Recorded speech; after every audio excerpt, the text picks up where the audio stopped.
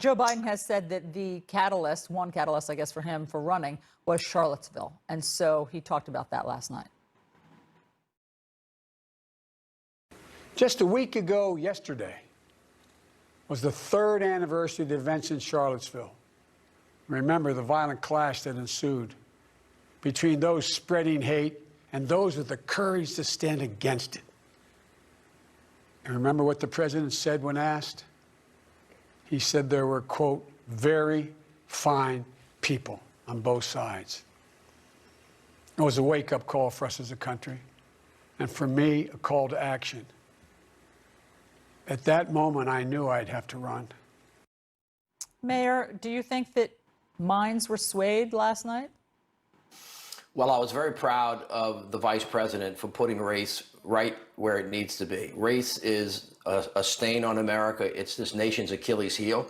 Unless we as a country actually go through it and figure out how to get past and undo the systemic designs that we have, we're never, ever going to be the country that we profess to be. So I was very thankful that he did that. This is very hard work. It's not easy. But if we don't remove the stain of racism from this country, it's always going to hold all of us back. And I think that he moved a lot of hearts on the issue. I do. And I was very proud of him. Angela? Well, I think that we have some growth opportunities here. We have to remember that Joe Biden has been in public service and public life for well over 4 decades. That leaves a lot to evolve on. And I think one good step is, him selecting Kamala Harris as his VP running mate, right? I think she challenged him tough on racial justice and his own posture on race during the debates.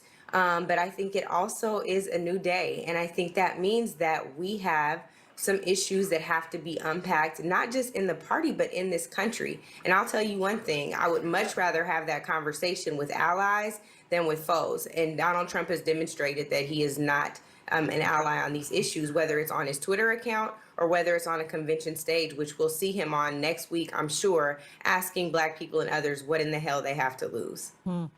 David, you mentioned the basement strategy that Joe Biden has been using, and we've learned this morning that he's not going to be campaigning in any kind of traditional way. He's not going to be on the campaign trail. He's not going to be having those kinds of rallies that we've already seen President Trump having, and I'm just wondering if you think politically that will hurt him.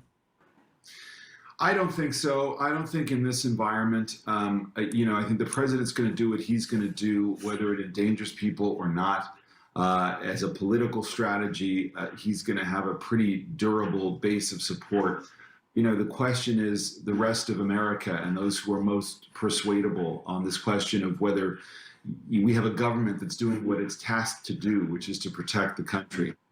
Only the federal government has the sort of scale and the resources and a bully pulpit to move the country in the way that it needs to be moved. So I think he's going to be okay. I think the focus on what you do going forward, the contrast is clear. And I think, to Angela's point, the part of what Biden has to do here is be someone who, on some of these other very important issues in the country right now, particularly to younger Americans and Americans of color and different genders, he's got to be able to facilitate that conversation. He may not be the leader of that conversation. And that is what's important, is can he facilitate it and be the one to say, look, we're ready and I can lead us there. Because at the same time, he's going to face the criticism in all these other rallies that he's a captive of the radical left. I'm sure we're going to hear that phrase so often when Trump speaks and his allies speak over the next few days, that this is all just kind of a cover. Moderate Joe is really a cover for the radical left. That's the criticism that's covering. That's what he's going to have, whether he's in the basement or on, at rallies or however he gets it virtually, he's going to have to deal with that. I want to play a moment of extraordinary, historic courage. This was Braden Harrington, who's 13 years old with a stutter, who met Joe Biden in New Hampshire and recounted part of that story last night. This is part of what he said. Without Joe Biden, I wouldn't be talking to you today. About a few months ago, I met him in New Hampshire. He told me that we were members of the same club. We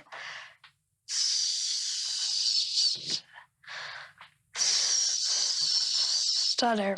It was really amazing to hear that someone like me became vice president. I'm just a regular kid, and in a short amount of time, Joe Biden made me more confident about something that's bothered me my whole life. Joe Biden cared.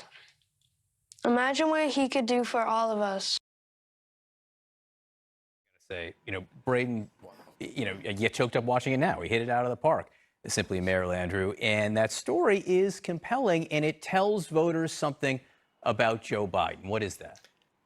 I have 5 children and I have 38 nieces and nephews. And I watched that young man and it just broke me down and I started to weep. And I thought to myself, what else does somebody need to say about Joe Biden, that he took the time to help that young man, the level of empathy that he had because of what he went through. That's just extraordinary. And so when you juxtapose him to President Trump, who was a failed president, doesn't care about anybody, doesn't keep anybody safe, doesn't think about another person first, and you compare him to a guy, for whatever his faults are, that takes time to be with other people and to understand them, that says a lot about the character of the man who's then going to use the power of the presidency to help people rather than to hurt them. And I thought that was the most powerful moment of the entire convention.